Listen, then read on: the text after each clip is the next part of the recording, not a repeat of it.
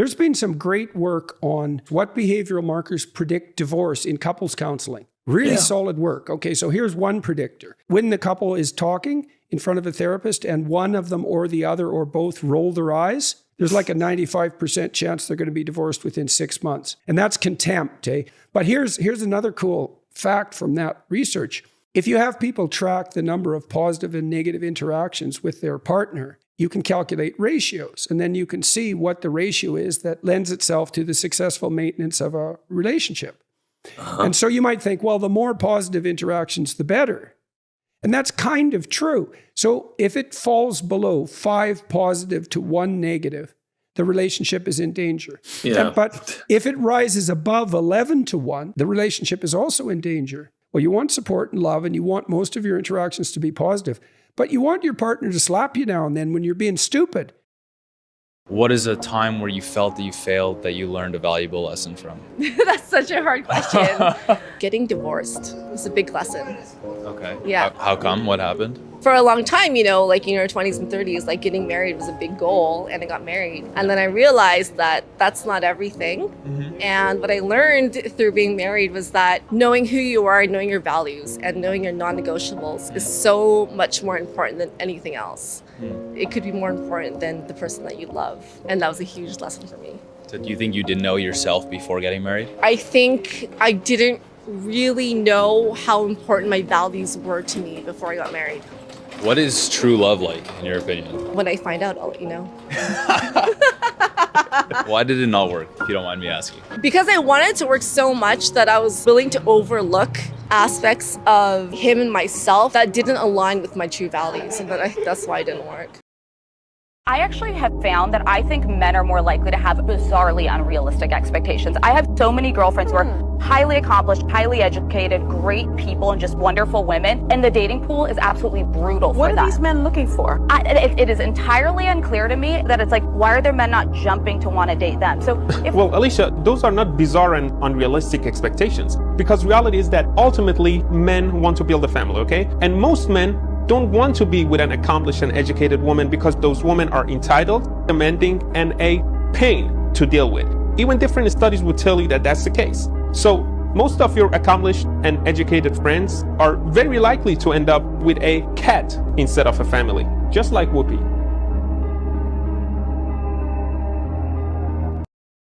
Ultimatums can be viewed as manipulative and controlling by mature men, who typically value autonomy, respect, and open communication. These men frequently seek partnerships based on mutual trust and cooperation after likely experiencing a variety of relationship dynamics.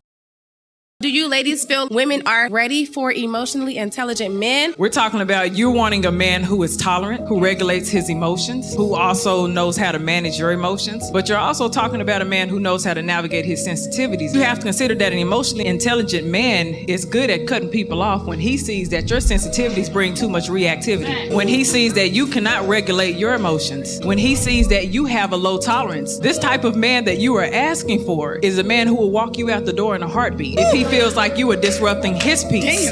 If he feels like there's any level of disrespect, there's a lot that comes with emotional intelligence. So if you asking for that, you got to come with the same level of emotional intelligence. You're not always going to be accepted. Sometimes he's going to bounce back, and sometimes he's going to say, I don't agree with your opinion. Sometimes he's going to say, I don't like those thoughts. Sometimes he's going to say, I don't like the way you speak to me. If you're not ready for that, don't be asking for an intelligent man. He doesn't keep a picture of you in his wallet. Dump his ass. Ryan, if you don't have a picture of me in your wallet, we're done. Show me your wallet. Show me your wallet. Okay. I don't know if you're ready for that. Stop! They might react defensively when presented with an ultimatum, because they might feel like their independence is being threatened. An ultimatum can stifle communication rather than encourage it, causing the recipient to feel undervalued and cornered. What really makes a man high value is a really high level of self-esteem, and self-esteem simply comes from self-respect. What self-respect looks like is doing what's best for you, even if you want to give in to your current desires. And what I mean by that is, let's say, for example, this woman is fantastic and she's great sex, but you know she's dangerous, you know she's chaotic. The man that can't walk away from that woman and hyper attaches to her is automatically low value, because he has allowed one desire to dictate all his behavior. Or let's say there's lots of alcohol in the room and he can't resist alcohol, and he might be really successful, really great, but he's such a sucker for alcohol and he's addicted to it, and he can't overcome that one temporary desire for his long-term goals. High value men can suppress some of their current desires for their long-term vision of themselves. If you're dating a woman, if you're in a relationship with a woman, or even if you're consistently sleeping with a woman, I will tell you the one thing that will help your life drastically if you're a man trying to date today. You need to be the one to pull away first. Let me explain. What you have to understand is this: if she has to pull away first, because at some point she will if you don't, there is a very high probability and chance that she is now testing your interest level and she is slowly getting bored. The fact is this: if she has to start to pull away first, if she has to add that tension first, if she has to add that turmoil first where you guys don't necessarily see each other or you don't necessarily know if you're going to talk again, that is where the relationship is starting to dissolve. However, if she has high interest in you and you have the strength and emotional fortitude to pull away first, which is something that majority of guys don't do because she can feel that he has lack of options, you are going to start to appear higher level, higher status, higher value than the rest of the guys who are trying to talk to her. And because of that, she now thinks that you potentially have more options, which is going to make her attraction work in your favor, and now she wants to stay with you. In addition, mature people generally prefer to avoid using coercion when resolving conflicts.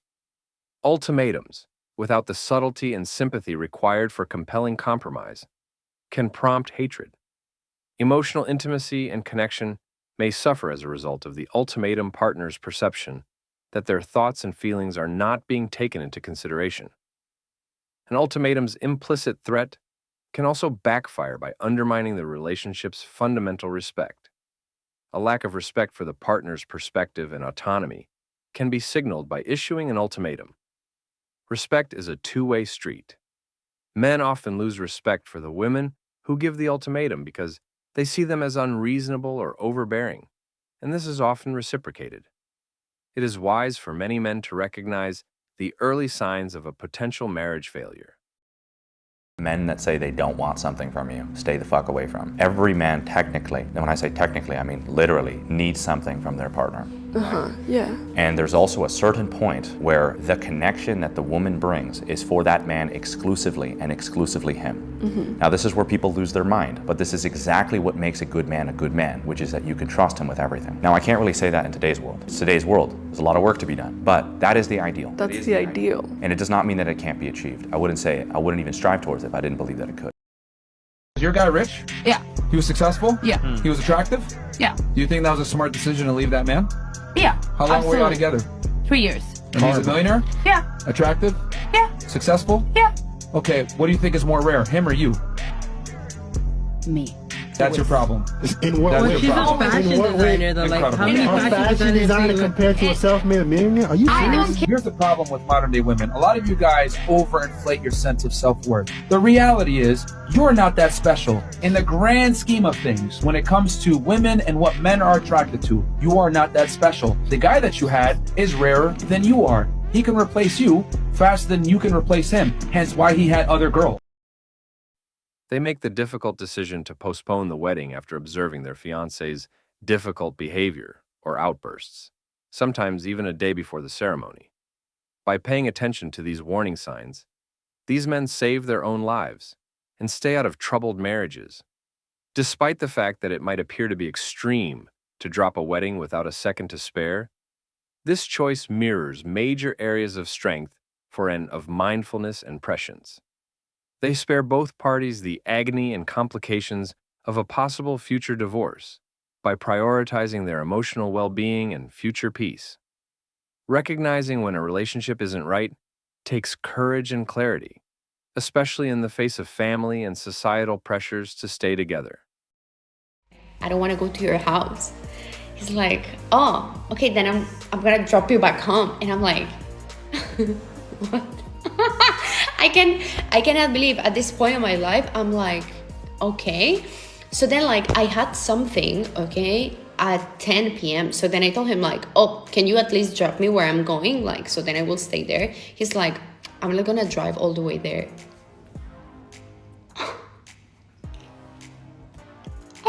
You know what I told him via text? I told him like, look, the last thing you will hear from me is that you deserve the people that you're with. Like, you deserve the woman that you're with, because we're talking about a man that he doesn't know what it's like to do effort for a woman. He's like, let's go buy a pack of donuts and we will go to my house. Why? For what? Why would I go to your house? Even if it's not the first time I see you, why would I do that? Guys, can you imagine the shock? So he dropped me back home, okay? And I'm like, okay, thank you for the tour. You okay? You a woman. They tell boys, don't hit girls back. I've been whispering in my son ear, go hit her back. Hit her, she hit you, you hit her back. And that's why you got to stay away from males. That's why you got to stay in a woman's place. You got to separate. That's why you don't live. That's why you don't live. Quiet and don't talk back to a man, because all the women before me that I saw gracefully, those were those kind of women. Her grace and her essence of a woman will shut his motherfucking ass up. When the essence of a real woman come around, niggas pull their pants up, say, man, don't do that in front of her. It's naturally what we done it, because her presence of a woman, a bitch won't get that response. Oh, that was a bitch. Arguing back and forth with a man. I would have watched my mama remove herself out of the presence of a disrespectful boy, playing like he a man, wouldn't even responded to him. But a bitch got something to say back. A woman removes herself. It's certain things that a lady ain't go do. And when a lady walk into a room, men straighten up. I swear to God. So if you guys had boyfriends and then your guy says, hey babe, I'm gonna go to a party, it's a house party, it's a bunch of prawn stars, and they all wanna have sex with me. Some of them have like roofies in their pockets, but like I'm gonna like try to avoid it. Like your man wants to go to a party with a bunch of some cute, some not so cute prawn stars, and they all wanna have sex with him. How comfortable would you feel with him going to that party? If they want to have sex with him, then obviously if he wants to go, he wants to have sex. So that's the equivalent of when a girl's at the bar. No.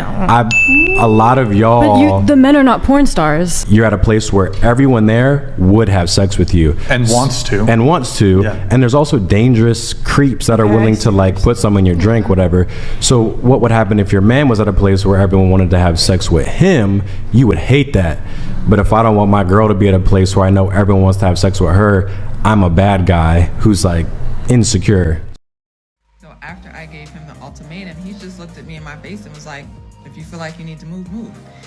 And so we went through 3 months of like chicken, where I had no friends in Vegas, no family in Vegas. I just really blurted that out. I did not mean it.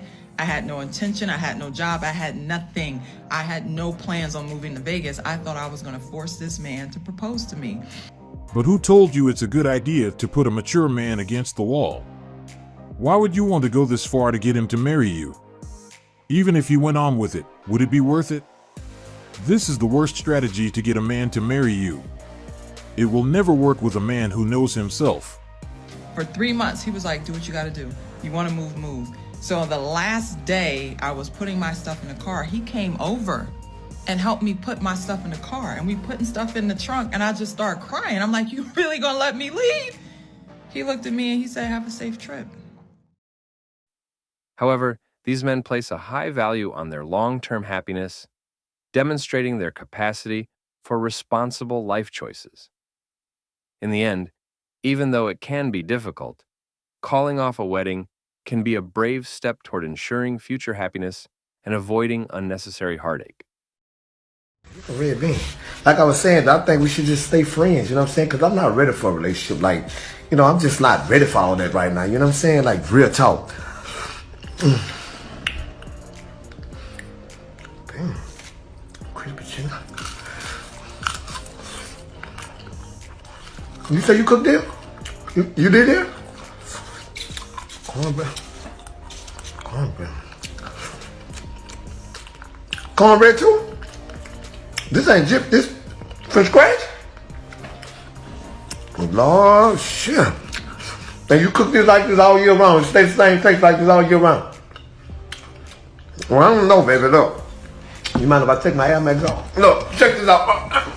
I'm gonna take my Air Max off for a couple of years because I've been thinking since I've been sitting here eating on this that you might be right. We might do need to get in a relationship because, real talk, I've been hungry lately, and these women I've been dealing with, they, you know, this is the taste I've been looking for. So,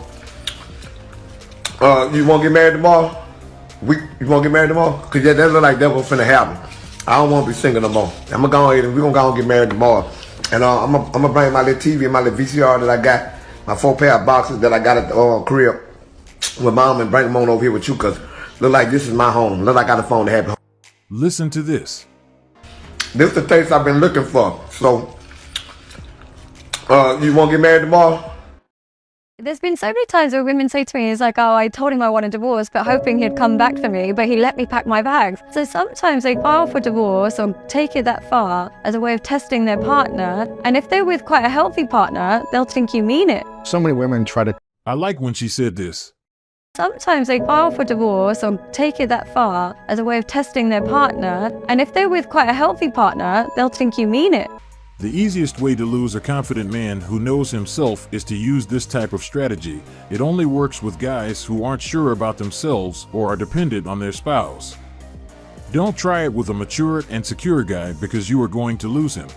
Test their men constantly. It's an evolutionary thing because here's the reality. Childbirth is potentially fatal. So to put that risk onto a relationship, he better be able to endure all types of storms. So we have to test them. So we have to, unfortunately, test them. We have to test, are they going to be faithful, financially stable, have their own boundaries? Now, the problem is, unfortunately, for men, when we push you and you succumb to us, you automatically lose us. What we're saying when we're pushing you is really make sure you don't give in to this, because if you do, then I know you're not strong enough. Oh my God, give me an example. It might be something like I push a man to say, I'm going to come home when I want. I'm going to come on girls' trips. I'm going to do whatever I want. And then when you actually give in and say, okay, essentially she feels like she's not being protected. So she feels like nobody's governing her. You don't have a spine. You're not responsible. Or she might say, I'm talking to my ex-boyfriend, and you say, I don't feel comfortable with that. She'll be like, no, you have to, I have to. Fine, he accepts it. Essentially, she's saying that you don't mind if I have an affair. Bye. Essentially, what we're begging for sometimes is the boundary. We're not looking for you to bow down. So hard for men to figure that out. Right, right. I feel so bad So for men. funny. It's like reverse psychology all the time, unfortunately.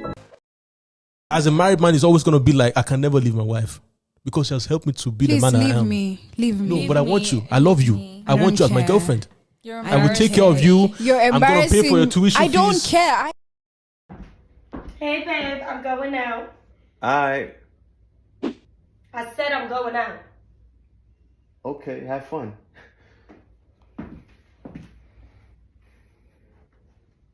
You know, I just find it funny how you all like have fun. You're not even asking me to stay. You're not asking who's coming. You're not even asking to come with me. Who you got coming over? Nobody, I'm just trying to watch the game. All right, babe, well, I'm going to watch the game with you. Because you think you slick. Okay. You acting real funny and you moving real suspicious. So guess what? Matter of fact, I'm going to leave. Alright. You all like, all right, and you still not asking me to stay. Matter of fact, get ready. And now I'm going to wait till you get ready. Because you think I'm really dumb. You think I'm stupid. And you over here acting real casual.